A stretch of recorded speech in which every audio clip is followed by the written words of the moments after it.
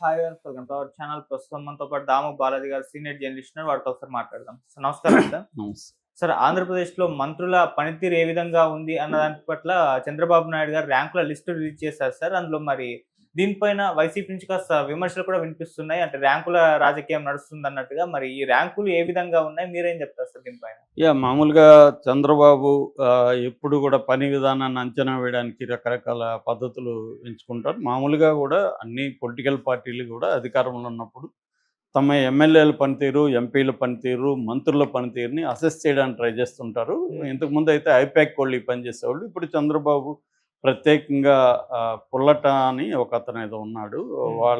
ఆయన పోస్టులు పెడుతుంటాడు. అలాంటి వాళ్ళని కొంతమందిని పెట్టి ఈ పని విధానాన్ని అంచనా వేయడం అనేది చేస్తున్నారు. బట్ ఇప్పుడు అవన్నీ ఆ క్రైటీరియా బయట పెట్టలేదు. ఇప్పుడు ఓన్లీ ఒకే ఒక క్రైటీరియా మీద ర్యాంకులు ఇచ్చాడు చంద్రబాబు. ఆ క్రైటీరియా ఏంటంటే ఫైళ్ళు వేగంగా ఏ మంత్రి చేస్తున్నాడు, అంటే ఫైళ్ళని క్లియర్ చేసే స్పీడ్ అనేది మాత్రమే తీసుకున్నారు తప్ప మిగతా శాఖల్లో సంక్షేమానికి సంబంధించి కానీ, ఆ శాఖల్లో ఎఫిషియన్సీ కానీ, ఆ శాఖల్లో వాళ్ళు పెట్టుబడులు తీసుకురావడం కానీ, వాటిని అభివృద్ధి చేయడం కానీ, ఈ క్రైటీరియా అనేది ఎక్కడా లేదు. ఓన్లీ ఫైళ్ళని త్వరగా మూవ్ చేస్తున్నారా లేదా అన్న క్రైటీరియా మాత్రమే తీసుకొని చంద్రబాబు బయటపెట్టాడు. ఇప్పుడు దీంట్లో ప్రధానంగా మనకు కనబడేది ఏంటంటే, అన్నిటికంటే ఇది ఎందుకు ఇంట్రెస్టింగ్గా ఉందంటే, చంద్రబాబు, లోకేష్, పవన్ కళ్యాణ్ ఈ ముగ్గురు ఏ ప్లేస్లో ఉన్నారనేది అందరికీ ఇంట్రెస్ట్ ఉంటుంది. సో ఇది చూసుకున్నప్పుడు చంద్రబాబు 6వ ప్లేస్లో, లోకేష్ 8వ ప్లేస్లో, పవన్ కళ్యాణ్ 10వ ప్లేస్లో ఉన్నాడు. ఇది అందరికీ షాక్ అయింది. ఎందుకంటే పవన్ కళ్యాణ్ని కంట్రోల్ చేయడానికే ఇది పెట్టారా, పవన్ కళ్యాణ్ 10వ ప్లేస్లో ఉన్నాడంటే ఆయన చాలా పూర్ పెర్ఫార్మెన్స్ అనే కదా అర్థం. పవన్ కళ్యాణ్ ఏమో ఒక పక్క నేను గొప్పలు చెప్పుకుంటాడు, ఈ ప్రభుత్వంలో లోపాల గురించి మాట్లాడతాడు. అలాంటి పవన్ కళ్యాణ్ తన మంత్రిత్వ శాఖల మీద ఫోకస్ చేసి ఫైల్స్ క్లియర్ చేయకుండా వేరే మంత్రిత్వ శాఖల్లో ఉన్న ప్రాబ్లమ్స్ మీద పవన్ కళ్యాణ్ మాట్లాడుతున్నాడు అన్న ఒక నెరేటివ్ని బిల్డప్ చేయడానికే ఇది చేశారు అని తెలుగుదేశం వాళ్ళే ఇందులో ఫస్ట్ ర్యాంకు, సెకండ్ ర్యాంకు తప్ప, లాస్ట్ ర్యాంక్ తప్ప మిగతావన్నీ అబద్ధమని వాళ్లే పోస్టులు పెడుతున్నారు. కొంతమంది తెలుగుదేశాన్ని సపోర్ట్ చేసేవాళ్ళు ఈ సర్వేలో పాల్గొన్న వాళ్ళు కూడా ఏం పెడుతున్నారంటే, ఇందాక కూడా నేను ఒక పోస్ట్ చూశాను. ఈ సర్వేలో పాల్గొన్న ఒక అతను పోస్ట్, అతను ఏమంటే ఫస్ట్ ర్యాంకు, లాస్ట్ ర్యాంకు మాత్రమే కరెక్టు, మిగతావన్నీ అని పెట్టి సైలెంట్ అయ్యాడు. అంటే మిగతావన్నీ కరెక్ట్ కాదనే కదా అర్థం. సో ఓవరాల్గా తీసుకుంటే ఫస్ట్ ఎన్ఎండి ఫరూక్ మంత్రి, ఆయన చాలా స్పీడ్గా ఫైల్స్ కవర్ చేస్తున్నాడు. సెకండ్ కందుల దుర్గేష్, జనసేన, అతను సెకండు.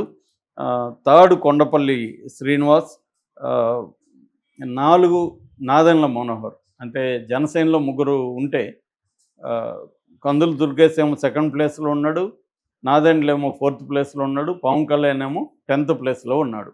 అంటే తన పార్టీలో మంత్రుల కంటే కూడా తాను వెనకబడి ఉన్నాడు. ఇక 5వది బాల వీరాంజనేయ స్వామి, 5వది.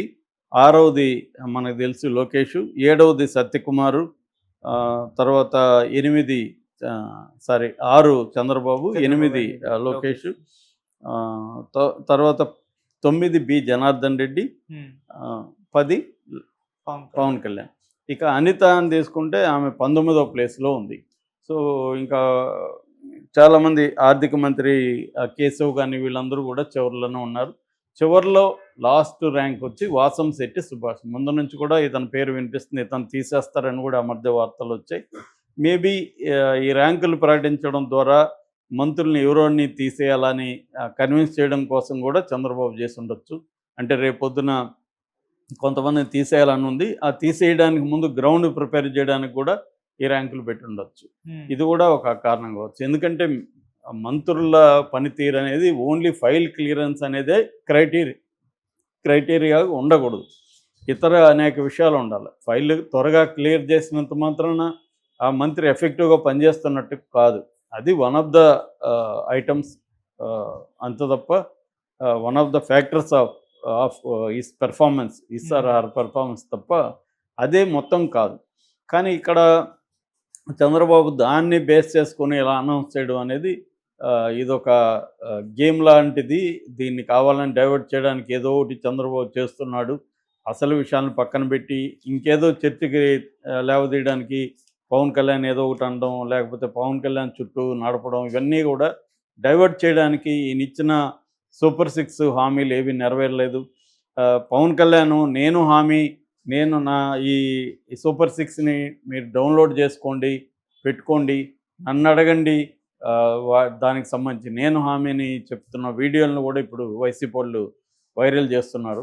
ఇప్పుడేమో నేను చాలాసార్లు చెప్పాను, పవన్ కళ్యాణ్ ఈ ప్రభుత్వంలోనే అనేక లోపాల గురించి, తనకు ఉపయోగపడే లోపాల గురించి మాత్రం మాట్లాడతాడు కానీ ప్రజలకు ఉపయోగపడే లోపాల గురించి ఇప్పటివరకు ఆయన ఎక్కడా మాట్లాడట్లేదు. అనేక ప్రజల మీద, స్త్రీల మీద అనేకమైన అత్యాచారాలు, దారుణాలు దళితుల మీద జరిగినప్పుడు కూడా ఆయన ఎక్కడా బయటికి రావట్లేదు, మాట్లాడట్లేదు. అట్లాగే జనసేన మీద తెలుగుదేశం దాడులు జరిగినప్పుడు కూడా సైలెంట్గా ఉన్నాడు. అట్లాగే జన సైనికులు ప్రజల మీద దాడులు కానీ ఇతర పార్టీ మీద దాడులు చేసినప్పుడు మాట్లాడట్లేదు. అట్లాగే ఈ సూపర్ 6 పథకాలు అమలు చేయకపోవడం వల్ల ఇప్పుడు దాదాపు 9వ నెల నడుస్తుంది. ఈ 9 నెలలుగా ఒక్క పెన్షన్ తప్ప ఇంకేది కూడా అమలు అనేది లేదు. చంద్రబాబు ఓపెన్గానే చెప్పేశారు డబ్బు లేదని. మరి ఈ డబ్బు లేదనే విషయం మీకు ముందు తెలియదా? ఆల్రెడీ మరి 1,45,000 కోట్లు ఒక 9 నెలల్లోనే అప్పు చేస్తే ఈ డబ్బులంతా ఏమైందని ఇవాళ వైసీపీ వాళ్ళు అడుగుతున్నారు. అందులో లాజిక్ ఉంది ఖచ్చితంగా. ఎందుకంటే ఇది ప్రజలకు సమాధానం చెప్పాలి. మరి అలాంటప్పుడు ఎందుకు హామీలు ఇచ్చారనేది చెప్పాలి. ఇది ఖచ్చితంగా నెగిటివ్ అవుతుంది. ఈ కూటమి ప్రభుత్వానికి నెగిటివ్ అవుతుంది. అట్లాగే ప్రజలకి ఆ మేరకు నష్టం కూడా జరుగుతుంది. అదే ఇప్పుడు కంపేర్ చేసుకుంటారు. జగన్ ఉంటే మనకి ఇయర్లో ఇంత వచ్చిండేది అని కంపేర్ చేసుకుంటారు. రైతు భరోసా రాలేదు. స్త్రీలకి సంబంధించి 18 ఏళ్ళు దాటిన ప్రతి మహిళకు 1,500 ఇస్తానన్నారు. గ్యాస్ సిలిండర్ అన్నారు. ఫ్రీ బస్ అన్నారు. తర్వాత ప్రతి బిడ్డకు 15,000 అన్నారు. ఇవేవి కూడా అమలు కావట్లేదు. దీన్ని ప్రశ్నిస్తున్నారు కాబట్టి ఇలాంటి ర్యాంకుల వ్యవహారం అది చూసి మరి దీంట్లో మీకు ఓల్డ్ ప్రభుత్వానికి ఏం ర్యాంక్ వేసుకోవాలో కూడా చెప్పాలి కదా. సంక్షేమంలో ఏ ర్యాంక్ ఇవ్వాలి, అభివృద్ధిలో ఏం ర్యాంక్ ఇవ్వాలో కూడా చెప్పాలి కదా. ఓన్లీ ఫైళ్ళని త్వరగా మూవ్ చేసిన దానికి మాత్రమే ర్యాంకులు ఇస్తే అది సమగ్రంగా ఉండే అవకాశం లేదు.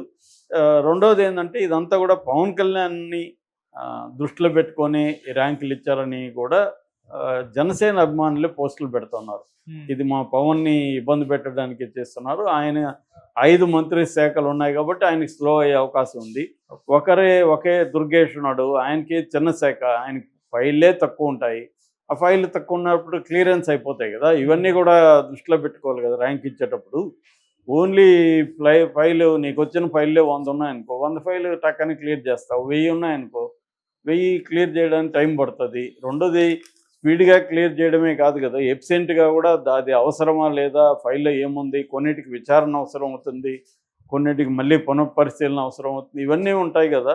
ఓన్లీ ఇది ఏంటని అంటే కావాలని ఎవరన్నా పని సరిగా చేయకుండా ఫైళ్ళని నానబెడుతుంటే దాని గురించి మాట్లాడడం ఇదవుతుంది. కానీ ఎప్పుడైనా మనం అర్థం చేసుకోవాల్సింది, ఒకవేళ వాళ్ళు ఫైల్స్ క్లియర్ చేయకపోతే క్యాబినెట్ మీటింగ్లో చెప్పచ్చు, మంత్రికి ప్రత్యక్షంగా చెప్పచ్చు.